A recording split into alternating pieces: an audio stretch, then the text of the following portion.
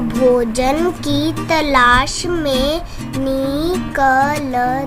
निकलती परिवार।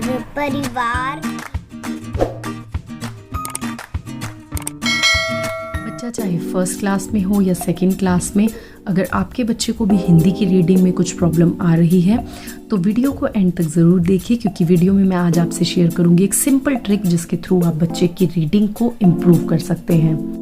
अगर आपका बच्चा मात्राएं रीड करने में बहुत ज़्यादा मिस्टेक्स कर रहा है तो सबसे पहला काम आप जो करेंगे, इस तरीके से आप वर्णमाला लिखेंगे। मैंने यहाँ पे सिर्फ क ख घ का यूज़ किया है सारी मात्राएं आपको बताने के लिए, बट अगर आप चाहें तो बच्चे के लिए पूरी आप वर्णमाला लिख सकते हैं और उसमें बच्चे को व्यंजनों में बच्चे की अच्छे से मात्राओं की प्रैक्टिस करवा सकते हैं। कुछ इस तरीके से, जैसे क को आ का डंडा का, ख आ खा, ग आ गा, घ आ घा, क ई की, ख ई खी, ग ई गी, घ ई घी। इसी तरीके से बड़ी मात्रा क ई की, ख ई खी, ग ई गी, घ ई घी, उ, क उ कु, खु, गु, घु, और बड़ी ऊ की कु, खु, गु, घू, के, खे, गे, घे, बड़ी ए की कै, खे, गे, घे, ओ की को, खो, गो, घो, औ की को, खो, गो, घो। इस तरीके से आप एक एक मात्रा की चाहें या फिर इसी तरीके से सिंपल आप बच्चे को हर मात्रा की प्रैक्टिस करवा सकते हैं। डेली रीडिंग की प्रैक्टिस करवाने से पहले इस तरीके से एक बार करवाइए। इससे होगा क्या कि बच्चे को सारी मात्राएं रिकॉल हो जाएंगी और बच्चा अगर कहीं कुछ थोड़ी बहुत गलती कर भी रहा होगा तो उसे ध्यान आ जाएगा कि उसे कौन सी मात्रा को किस तरीके से प्रोनाउंस करना है। इन केस अगर आप ये करवा चुके हैं लेकिन बच्चा फिर भी गलती करता है मात्राएं रीड करने में, तब आप क्या करेंगे?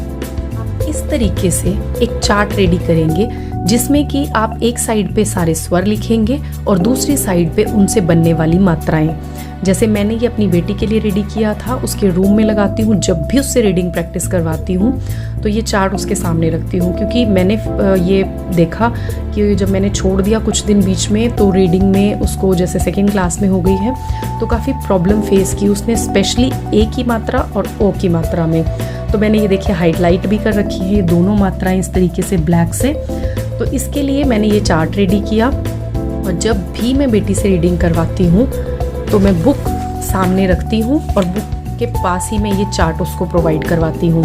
जब वो रीडिंग करती है तो अगर बाई चांस वो कोई मात्रा भूल रही है, जैसे वो रोज़ में उसने गलती की थी, उसने इसको रेज पढ़ा था, तो फिर मैंने उसको बोला कि मात्रा देखो कि चार्ट में ये कौन सी मात्रा है। उसने देखा, बड़े ध्यान से टाइम लिया कि मम्मा ये ओ की मात्रा है। तो मैंने कहा जब र के ऊपर ओ लगेगा तो वो बनेगा रो, तो रोज, रोज।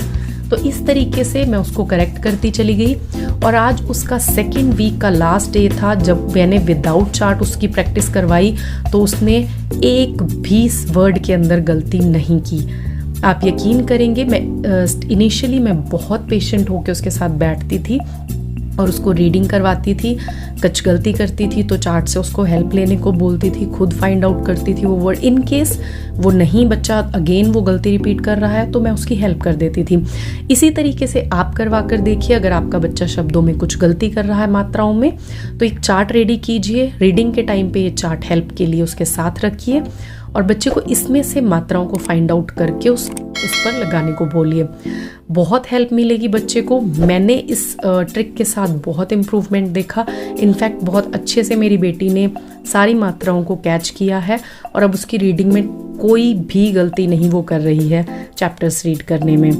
तो अगर आपको भी एफर्ट पसंद आए और अगर आपके बच्चे में भी इम्प्रूवमेंट हो तो मुझे ज़रूर कमेंट सेक्शन में लिखिएगा। पसंद आए तो वीडियो को लाइक करना ना भूलें और चैनल को सब्सक्राइब करना ना भूलें और बेल आइकन भी प्रेस करें ताकि आपको आगे आने वाली वीडियोस की नोटिफिकेशंस मिलती रहें। Thank you for watching. Bye bye. एक चींटी थी, वह रोज सुबह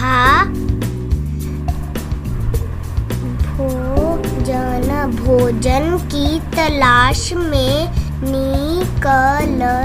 निकलती। परिवार की सभी